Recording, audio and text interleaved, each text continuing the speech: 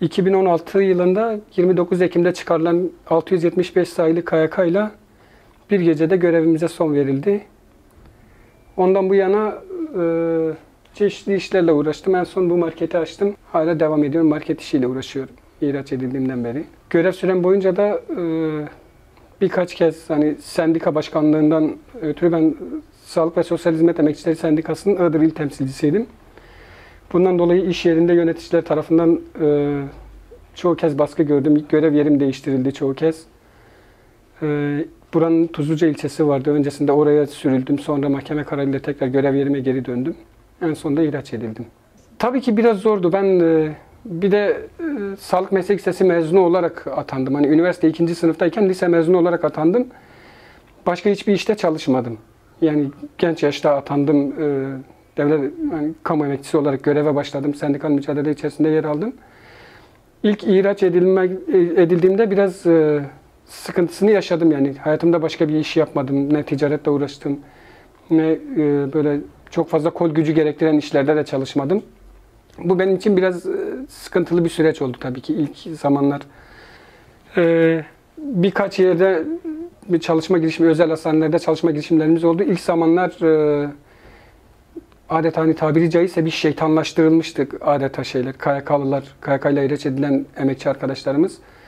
Özel sektörde iş bulmamız çok sıkıntılıydı. Burada özel bir hastanede işe başladım. Bir ay çalıştıktan sonra hastane sahibi vali yardımcısının kendisine söylediğini, emniyet müdürlüğünün vali yardımcısının benim işten çıkarılmam konusunda kendisine baskı yaptığını söyledi. Yani işten ayrılmamın onun için daha iyi olacağını söyledi. Ben de işten ayrılmak zorunda kaldım yani. Yani dışarıdan özel hastanelere başvurduğumuzda zaten direkt bizi ihraç ettiklerinde zaten sigorta şeyinde fişlenmişti biliyorsunuz. Kod 36 diye bir şey var. Sisteme giriş yapıldığı zaman direkt KYK'lı olduğu belli oluyor. Özel hastane direkt geri çeviriyordu. Bu Iğdır'ın biraz öznel bir hastane. Herkes birbirini tanıyor. Özel hastane sahibi de tanışıklığımız şeyimiz olduğu için bunu çok fazla şey yapmaması yani kendince risk aldı. Beni göre işe aldı ama yine de yapamadı yani. Ona rağmen baskı yaptılar. İşten attırdılar yani. Çalışmamıza izin vermediler. Ki anda onu çok hissetmedim ama aradan biraz zaman geçtikten sonra artık hani böyle ekonomik olarak hani bir şeylere ihtiyaç duyuyorsunuz. Sonuçta elinize iyi kötü bir şey geçiyor. Çalışırken düzenli olarak elinize bir gelir geçiyor. Hani çok iyi olmasa da çok şey olmasa da ona göre kendinize bir standart tutturup yaşamınızı idame ettiriyorsunuz. Ama ihraç olduktan bir ay, 2 ay sonra ben onun şeyini çok fazla hissetmeye başladım. Yani dediğim gibi zor bir süreç oldu bizim için. Tabii ki yani başka bir işte çalışmamış olmak, birdenbire bir gecede görevimize son verilmesi tabii ki bizim için zordu. O süreçte tabii sendikamızın da, örgütlü arkadaşlarımızın da dayanışması bizi biraz ayakta tuttu. Yani bizim de dayanışma içerisinde olmaları bizim tabii biraz da işimizi kolaylaştırdı. Bizim gibi örgütlü arkadaşlar için tabii bu süreçleri atlatmak biraz daha kolay oldu. Yani hem o örgütlülüğün verdiği dayanışma duygusu, arkadaşlarımızın bizim yanımızda yer alması, örgütlü arkadaşlarımızın bize olan desteği. Tabii bu uzun süre sürdürülebilir bir şey değil. Bir şekilde bir şeylerle uğraşıp hani üreterek ya da çalışarak bir şekilde kendi ekonomik özgürlüğümüzü de elimize almamız gerekiyordu. Çünkü iktidar her ne kadar bizi ihraç ettiği zaman açlığa mahkum etmeye çalışsa da belki biliyorsunuzdur o dönem mesela iktidar milletvekillerinden bazıları ağaç kabuğu yesinler. Özelde çalışmama olayıyla ilgili bu tür sorular sorulduğunda çalışmasınlar, ağaç kabuğu yesinler. Yani iktidarın bize yapmak istediği bizi açlığa mahkum etmek. Yani öyle bir şeytanlaşma yaptılar ki hani özel sektörde bile insanlar bizi yani bırakın bizi işe almayı bize selam vermeye bile korkuyorlardı. Ona rağmen biz yine arkadaşlarımızın da dayanışmalarıyla, şeyleriyle, destekleriyle bir süre bu şekilde idame ettirdik kendimizi. Sonrasında market açtım. Bu şekilde kendi işimi yaparak idare ediyoruz yani. Geçimimizi sağlıyoruz. Tanıyor hastalarım da geliyor. Sendikal mücadele içerisindeyken burada birçok insanların mesela hak gaspına uğrayan insanların yanında da olduk, şeyde olduk. İnsanlar da geliyorlar, görüyorlar. Onların da mesela dayanışma duyguları, hani destekleri var bize karşı.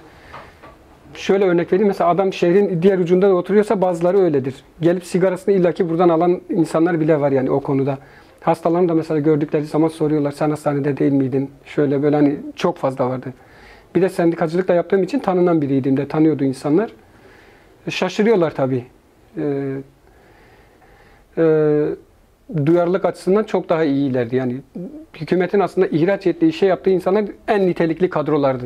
Yani kamu kurumlarındaki en nitelikli kadrolardı bizim açımızdan olan arkadaşlar. İlk ihraç olduğumuz zaman İstanbul'dan Ankara'ya bir yürüyüşle gerçekleştirdik. Hatta İstanbul'dan Ankara'ya gidene kadar en az 10-15 yerde polis tarafından hem darp edildik, engellendik, biber gazına, polis şiddetine maruz bırakıldık.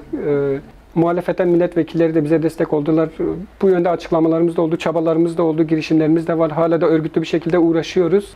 Ama bizim ihraç edilmemiz, yani Türkiye'nin hani eksik hukuk sistemine göre bile hukuki olan kararlar değil. Bunlar siyasi kararlardır. Yani onun için Türkiye'deki şu anki mevcut hukuk sistemiyle bizim hani dönmemiz biraz zor. Bu ancak siyasi bir karar oldu. Yani ihraç edilmemiz siyasi karar olduğu için yine siyaseten bunun mücadelesini vererek bütün arkadaşlarımızla, ihraç olan bütün arkadaşlarımızla birlikte o şekilde geri dönmeyi biz daha şey buluruz. Yani bireysel değil de siyaseten daha örgütlü olarak, daha şey olarak birlikte mücadeleyle olabileceğini düşünüyorum yani.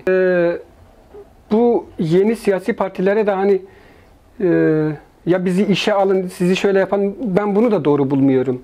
Bunun ancak mücadeleyle, bunu yapacak olan siyasi partinin korkmadan, ya da altılı masa mı diyorsunuz, diğer şeyler mi, hangisi olacaksa olsun, korkmadan, çekinmeden bunu çıkarıp, bu kardeşim bu bir hak gaspıdır, hukuksuz bir şeydir.